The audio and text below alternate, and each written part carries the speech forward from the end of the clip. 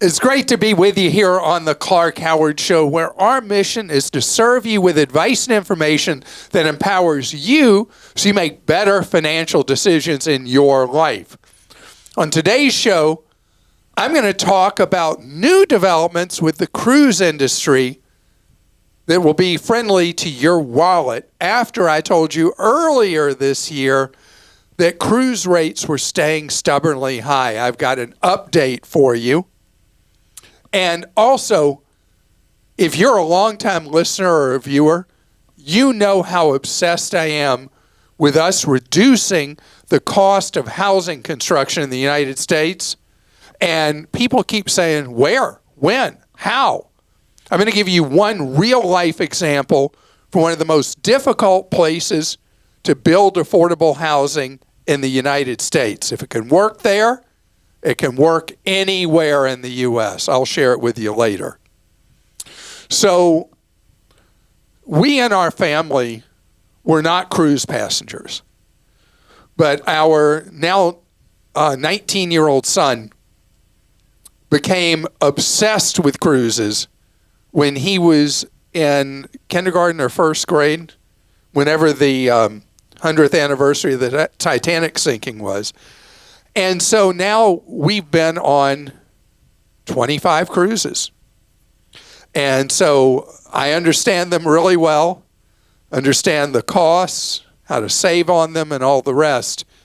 And I was really surprised earlier this year that cruise lines were reporting that their bookings were not declining at all. They were having no price resistance in the marketplace, even though other discretionary purchases in the travel industry and outside the travel industry were going into a slowdown. Well, it just seemed that it was a matter of time. And now cruises are booking softer than they were before.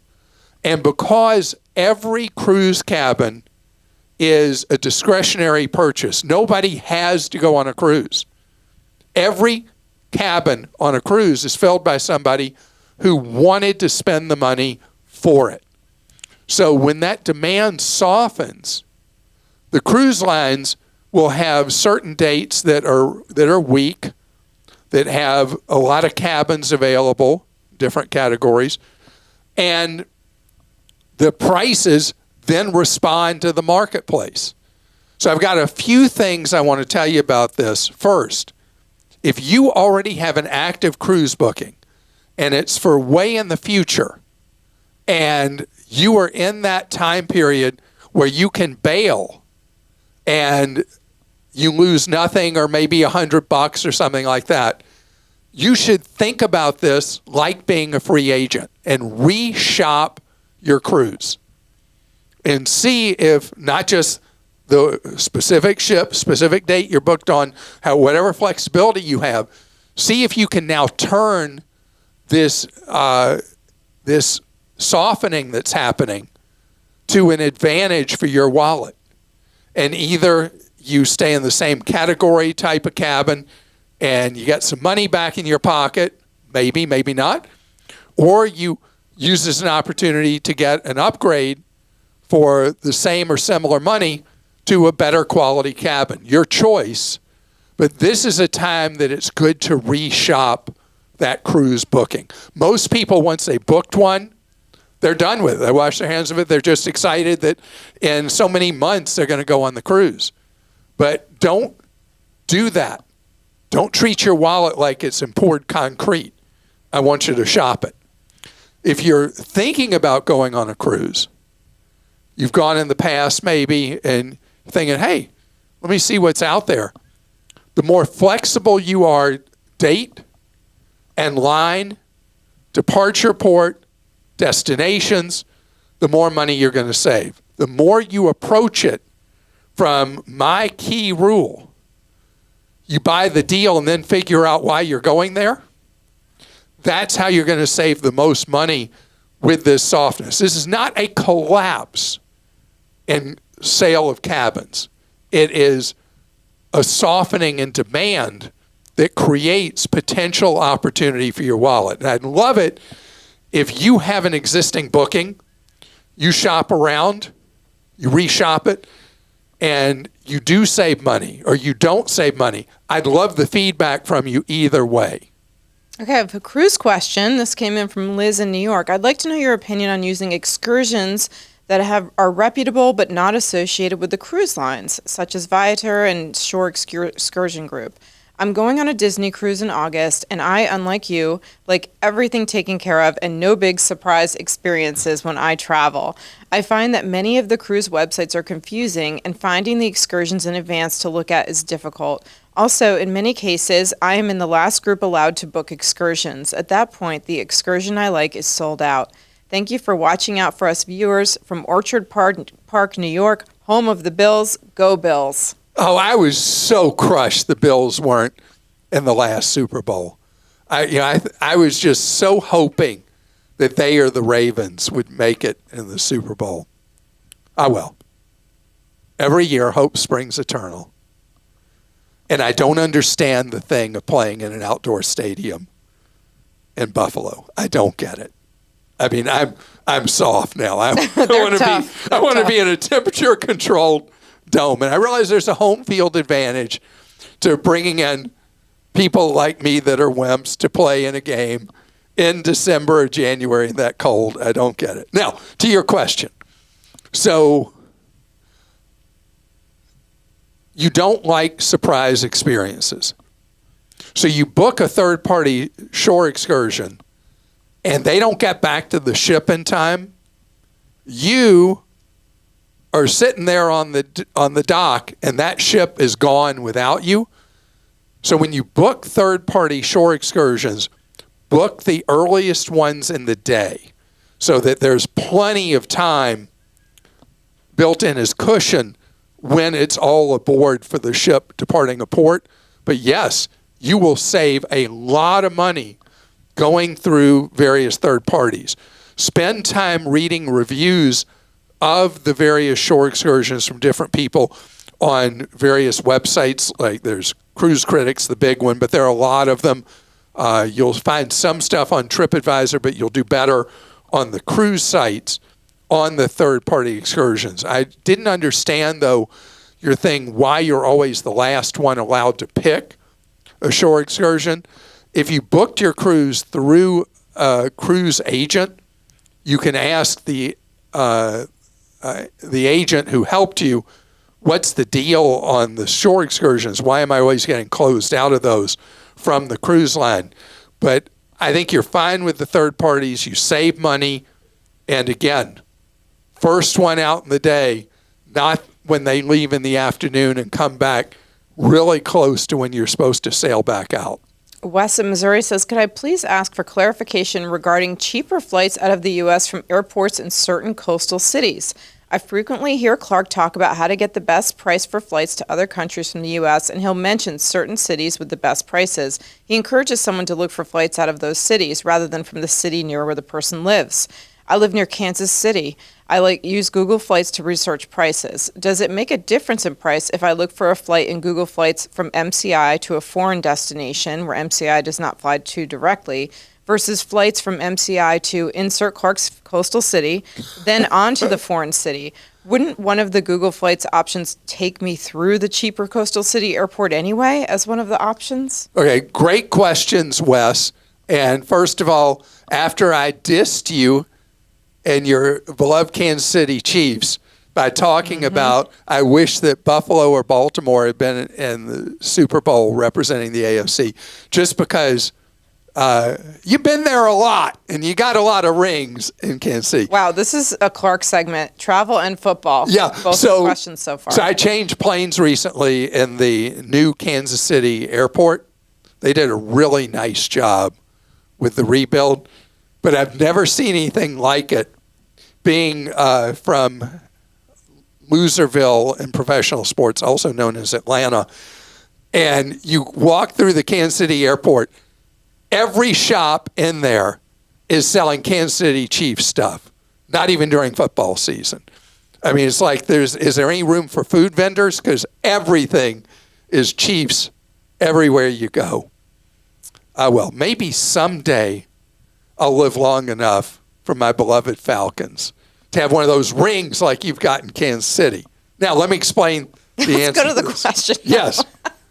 Well, I mean, I got two in a row that relate to football, right? I mean, football's my life. I thought your birthday already passed. I don't know, but I guess I gave you a second present. You gave me birthday gifts here in July. Okay. Well, training camp's just around the corner, Krista.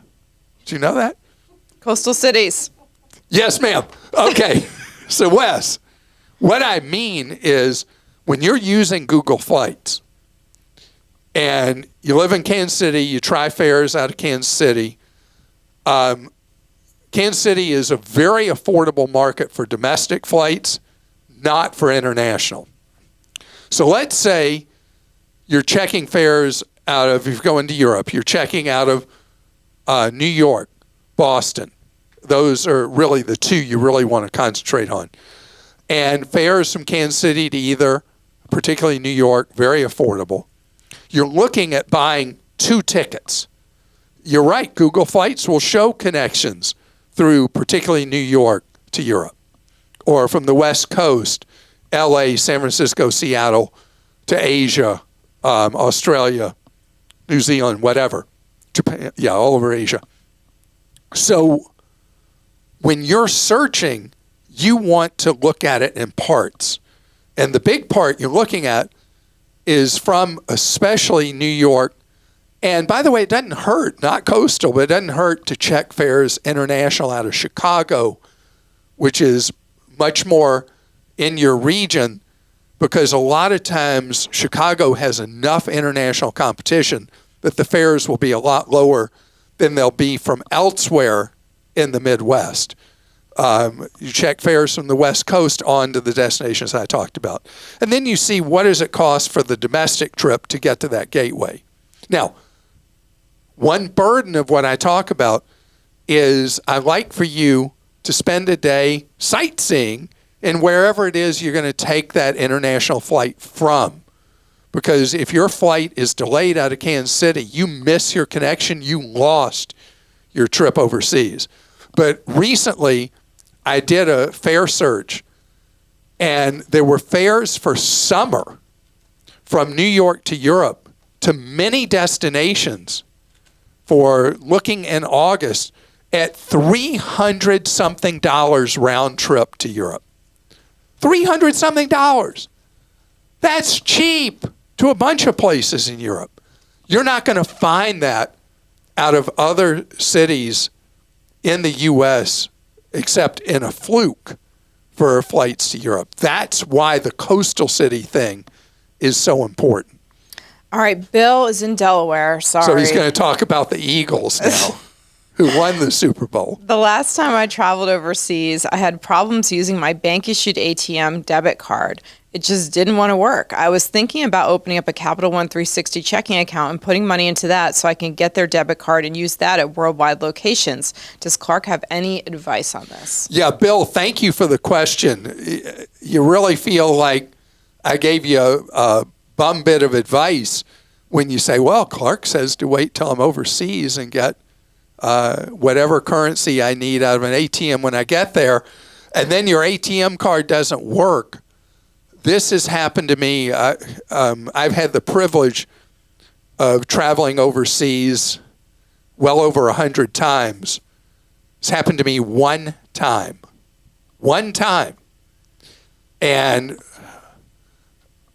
what I had to do was, it was a free call because I was able to call collect. That's what Charles Schwab allows you to do. I was able to call them, collect, and they got the card cleared, and then I was able to use it. But a hassle for sure, and it took a while on the phone, and I have no idea what that call cost Charles Schwab.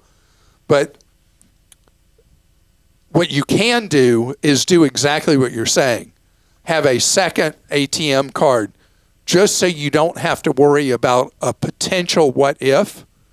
And I like that idea. You open the Capital One account, you get the no fee account, you get the ATM card with it. They don't charge foreign currency junk fees as I think I remember properly with the Capital One. That is a good idea to have a backup system like that. And the good news now is that most places you go overseas, you may never need cash. Weirdly, my wife Lane and I were in Italy in March, and we were there 11 days. That's not weird. But what is weird is we never used a single euro of cash in 11 days. Every single place we went was tap to pay. So a euro never left our pockets. I mean, that is a real shift, because the first time I went to Italy was in the 1970s, and there wasn't even the thought of a credit card. And I had to use Italian lira, and you thought you were the richest person in the world then, because you're walking around with millions of lira, but the lira wasn't worth very much. But today, the need for cash is pretty much rare. Most places that you travel in the world, used to say developed world, now more and more places just in the world. Well, coming up ahead, I have certain obsessions, and I clearly have one about my frustration with the lack of affordability of housing in the United States. But we can build more housing efficiently. We can build it more affordably. And I want to give you an example from one of the most difficult places in America to build anything straight ahead. In the Northeast Corridor, it is so hard to build anything, especially from New York to Boston. Very, very hard, and especially in New York and Boston. It's so hard to build. And there are many reasons for that. Just know this, it takes a long time. It's not unusual in New York to take 5 years to build a new multifamily building. 5 years. Well, in Brooklyn, an apartment complex was built in 22 months, which is, in New York, that's like light speed to do it. And how did they do it? They built it the way a lot of hotels are being built now. Components built in a factory, loaded on trucks, taken to the build site, lifted in place by cranes. They lower the price of building by about a third. And they cut the time of construction by more than a third. And that includes everything, site development, pouring the foundations that you have to put the components on. The components are much more energy efficient. They tend to be built better because you can build better in a controlled environment than you can on an actual work site.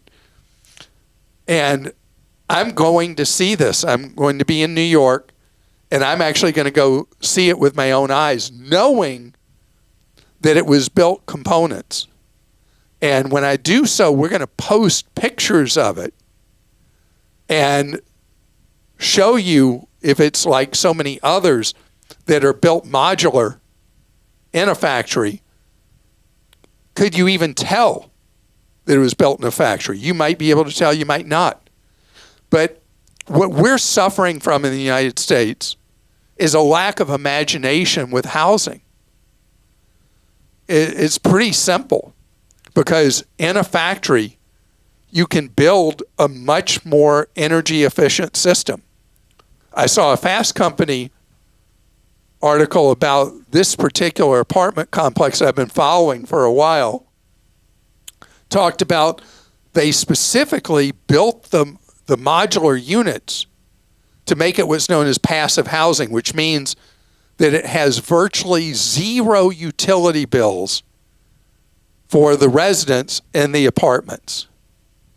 And they've done everything in it to make it as close to net zero energy as could be, so that people's rent is pretty much all they need to worry about, and the utility bills are a rounding error. these are things we can do now faster, cheaper, better. And culturally in the United States, we're not doing it. But, Krista, I'm going to give you a sneak peek of one of the pictures of this apartment complex. It's very cool looking. It really is styling. And I'll see with my own eyes when I go see the complex, because this is something that I just don't get it. Why are we not doing more things like 3D printed homes and modular construction of individual homes and high rises? Why is it that the hotel industry gets to have all the fun and is doing all this modular building? Why? Because these hotel owners have to operate these places later, and they want to build something that's as efficient for them as possible, and they want have more occupied room nights instead of nights while the property's in development. I mean, they've got all the incentives to do this a modern way, and we're just not generally in the United States. And we've got these millions of units of housing we're short. It's one of those things we can fix. You can get from point A to point B. We're just not doing it. All right. Well, Shirley in California says, I recently remodeled a guest house. I'm thinking of adding solar, even though it won't be in constant use in the near future. I've read that the rebates and incentives to install solar panels may be going away. Because the cost of the renovations wasn't cheap, I was planning on adding the panels in a few years, but with the possible changes in the laws, should I install them now? I live near Sacramento, so I'm guessing California might continue with some sort of incentives, even if the federal government stops their rebates. Thanks for all your help over the years, and you still host my favorite podcast of all time. Well, Shirley, thank you very much. And as you know, in the Sacramento area, the sun is very friendly on you. And so solar has a very good payback. There's a certain rush to beat the incentives going on in residential solar. And so I don't want you to overpay for having panels installed, because suddenly there's this rush to get projects underway in time. So it requires some shopping around, but solar will have a nice payoff over time, particularly as long as you don't overpay for it, particularly with the tax credits that at this moment are still available, and also with the level of sunshine you've got. And power is very expensive, as you know, in the state of California. So I think it does have a lot of, there's a lot of urgency. And if you're going to do this, to get it done quickly. Terry in Ohio says, Amex is canceling the Bluebird Prepaid Card in 2026. Do you know of another prepaid card similar or better than Bluebird? We're on the lookout for it. We haven't found it yet. Bluebird was a really creative product, or is, from American Express. And it was a very odd partnership that it was at first a joint venture with Walmart. And Bluebird allowed people to have the equivalent of a banking relationship in one card. And it never performed, apparently, for Amex like they hoped. I think it's just too off-brand for them, having something for everyday people, where American Express's emphasis is so much at the high end.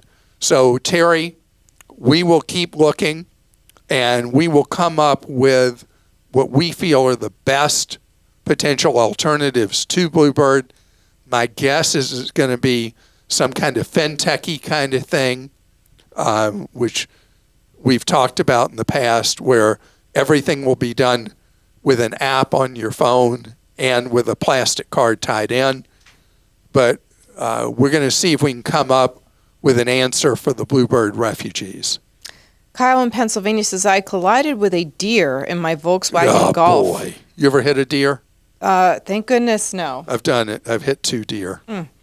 I bought the Golf new in 2019. One of the headlights needed to be replaced. I was informed by the collision shop that there were no headlights available anywhere, new or used, period. Yeah. After several months finding an available part myself and switching collision shops after the first one was unresponsive, I finally got the car repaired and back on the road. The vendor that I found only had the passenger side headlight that I needed and not the driver's side. That was just pure luck. Had the other side of the car been hit, I would have been without a headlight. Today, both headlights are now out of stock. How does one mitigate this huge risk of losing your car indefinitely due to lack of parts? Rental car insurance options max out at 30 days, and my understanding is that car insurance companies will refuse to declare a total loss in this scenario, regardless of how long it drags on. What should one do? This has been a terrible problem, Kyle,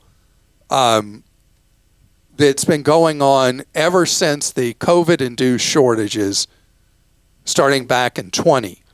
And I thought that the part shortages would go away as automotive production resumed its normal cycles back in the back half of 23. And the part supply has not restored it to its prior levels.